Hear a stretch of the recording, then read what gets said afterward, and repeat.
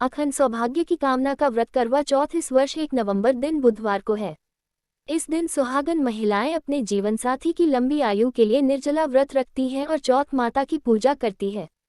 पूजा के समय करवा चौथ की प्रसिद्ध कथा सुनी जाती है। उसके बाद चंद्रमा को जल अर्पित करने के बाद पति के हाथों पारण कर व्रत को पूरा किया जाता है।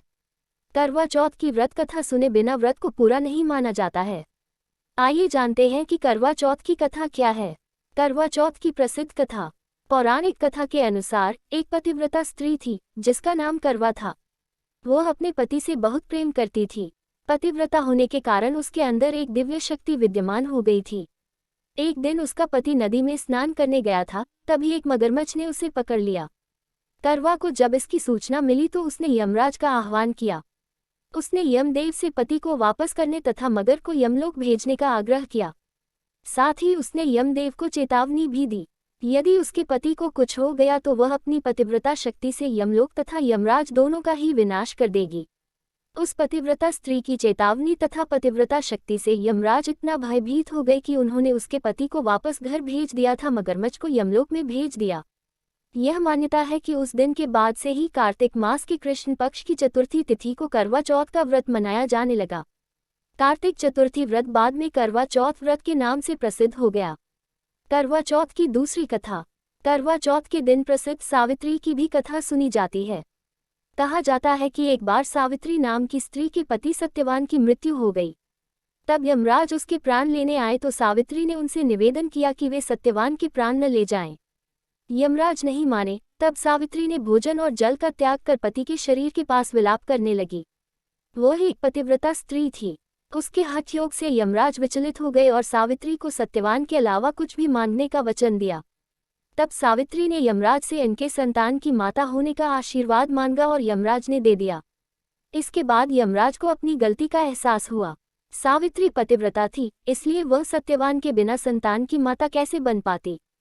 तब यमराज अपने दिए गए वचन की मर्यादा रखने के लिए सत्यवान के प्राण लौटा दिए।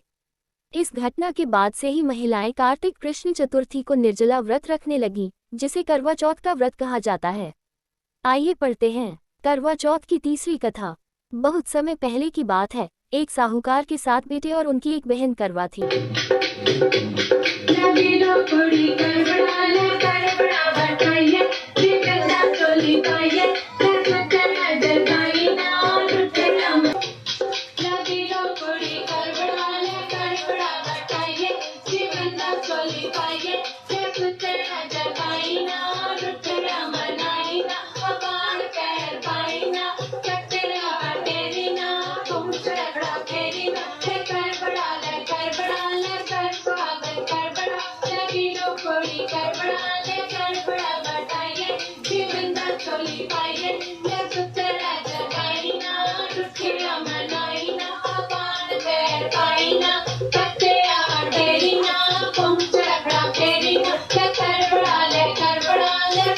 सभी सातों भाई अपनी बहन से बहुत प्यार करते थे, यहाँ तक कि वे पहले उसे खाना खिलाते और बाद में स्वयं खाते थे।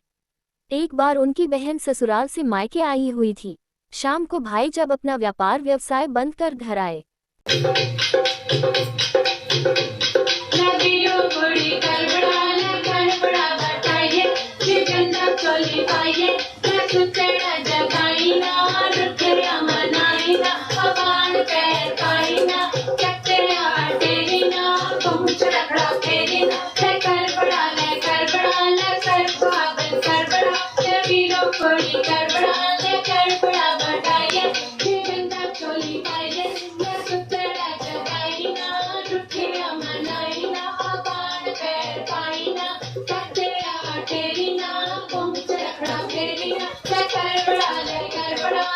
तो देखा उनकी बहन बहुत व्याकुल थी। सभी भाई खाना खाने बैठे और अपनी बहन से भी खाने का आग्रह करने लगे, लेकिन बहन ने बताया कि उसका आज करवा चौथ का निर्जल व्रत है और वह खाना सिर्फ चंद्रमा को देखकर उसे अर्घ्य देकर ही खा सकती है। चूंकि चंद्रमा अभी तक नहीं निकला है, इसलिए वह भूख प्यास से व्याकुल हो उठी है। सबसे छोटे भाई को अपनी बहन की हालत देखी नहीं जाती और वह दूर पीपल के पेड़ पर एक दीपक जलाकर चलनी की ओट में रख देता है। दूर से देखने पर वह ऐसा प्रतीत होता है कि जैसे चतुर्थी का चांद उदित हो रहा हो। इसके बाद भाई अपनी बहन को बताता है कि चांद निकल आया है, तुम उसे अर्घ्य देने के बाद भोजन कर सकती हो। बहन खुशी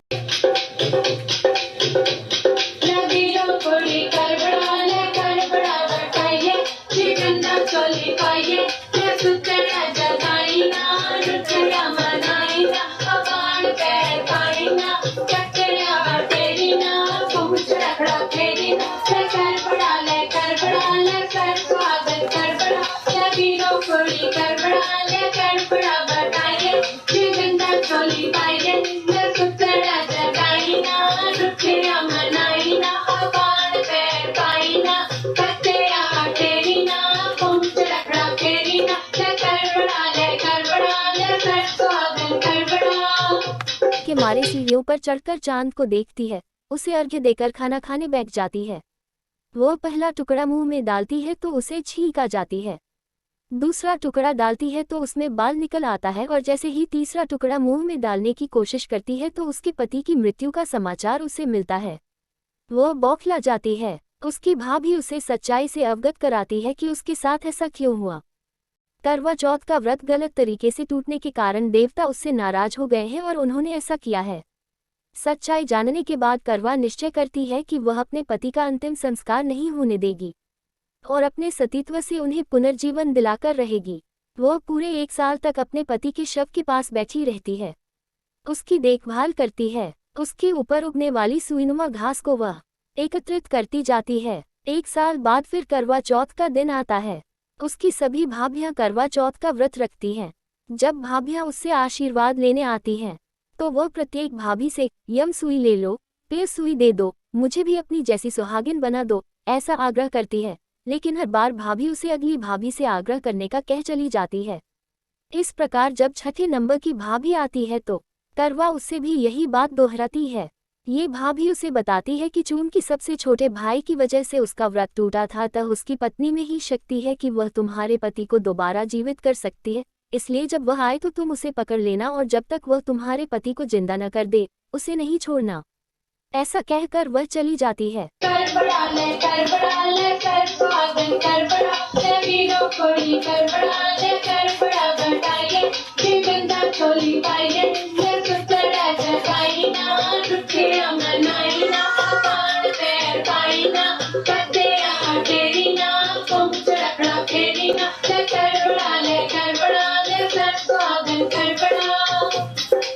सबसे अंत में छोटी भाभी आती है।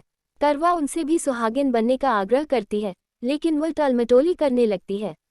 इसे देख करवा उन्हें जोर से पकड़ लेती है और अपने सुहाग को जिंदा करने के लिए कहती है। भाभी उससे छुड़ाने के लिए नोचती है, खसोटती है, लेकिन करवा नहीं छोड़ती है। अंत में उसकी तपस्या को देख भाभी पसीज जाती है और अपनी छोटी अंगुली को चीरकर उसमें से अमृत उसके पति के मुंह में डाल देती है। करवा का पति तुरंत श्री गणेश कहता हुआ उठ बैठता है। इस प्रकार प्रभु कृपा से उसकी छोटी भाभी के माध्यम से करवा को अपना सुहाग वापस मिल जाता है।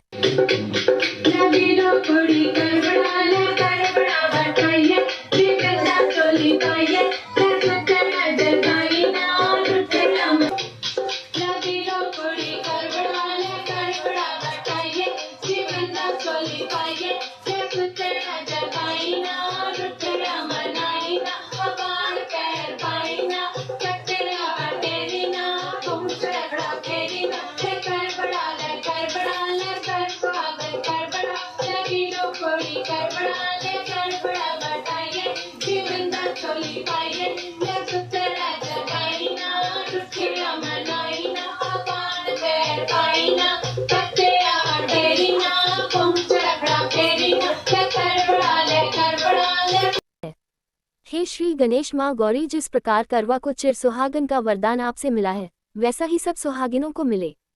दोस्तों, आशा करते हैं कि यह जानकारी आपको कुछ मदद की होगी। अगर आपको ये जानकारी पसंद आई हो तो प्लीज़ हमारे चैनल को लाइक करें, सब्सक्राइब करें और अपने सभी संबंधियों के साथ ज़्यादा से ज़्यादा शेयर करें और इस चैनल को ज़्यादा सपोर्ट करें। अपना कीमती समय देने के लिए बहुत बहुत धन्यवाद।